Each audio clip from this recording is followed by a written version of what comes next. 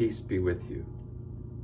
I want to share with you a story that I had shared quite some time ago about a young man who had learned from his employer that he was being dismissed.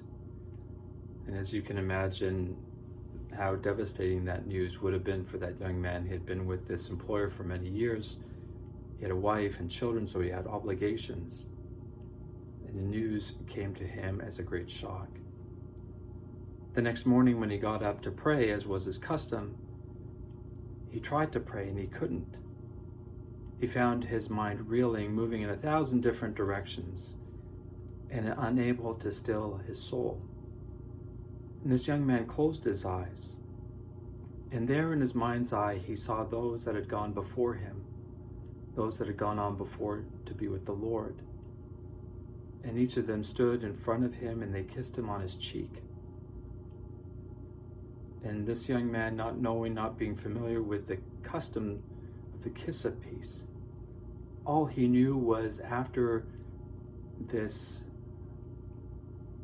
experience, he found his soul at peace.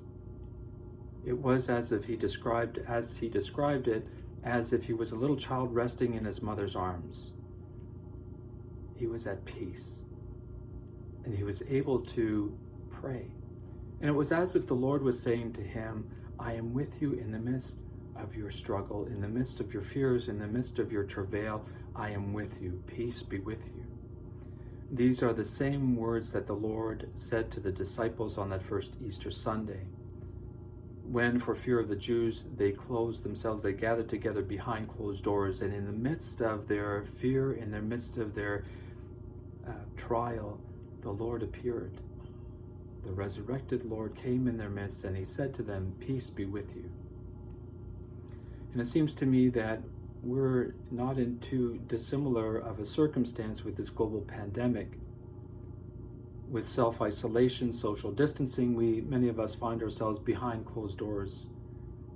And some are filled with fear. Fear of the suffering, fear of the death that this global pandemic holds over all of humanity. But I believe that the Lord wants to come in the midst of his people, in the midst of this great trial, and say to us, peace be with you.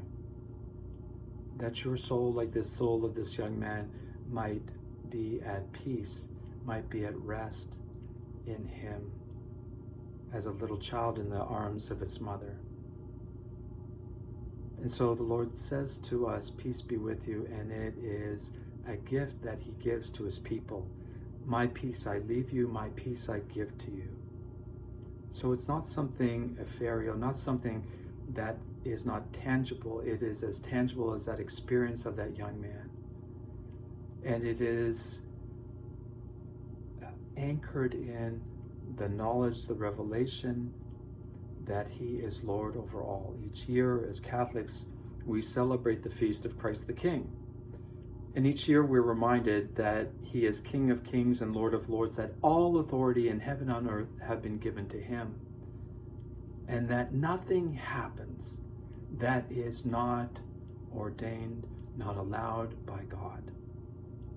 And especially for us as Christians, we know that all things, as St. Paul teaches us, all things work together for good, for those that love him, for those that are called according to his purpose. And so knowing that, we can rest in the arms of this almighty, all-loving God who loves us, who did not withhold his Son from us, but gave him to us for our salvation. There was another story that I shared about this Jewish convert, a fellow by the name of Roy Schoeman. And he, as an atheist, fell into this great despair, and one morning he found himself walking, and as he described it, the veil between heaven and earth disappeared. And there he found himself in the presence of God. And he recounted, as he was reflecting on his life, he saw that the greatest regret in his life would be all the time and energy that he wasted wondering if he was loved, all the while knowing now through this experience that he had been loved by this almighty, all-loving God. And he recalls how he knew that everything was fitted together in his life in such a perfect way for his good, as if he were the only person in the world. He said not only in those things that cause him the most pain, the most suffering at the time, but especially in those things that cause him the most pain, the most suffering at the time. And so it is a reminder for us that we are in the hands of God, and that in that we can rest. For all things, whether they be good or evil, all things work together for our good.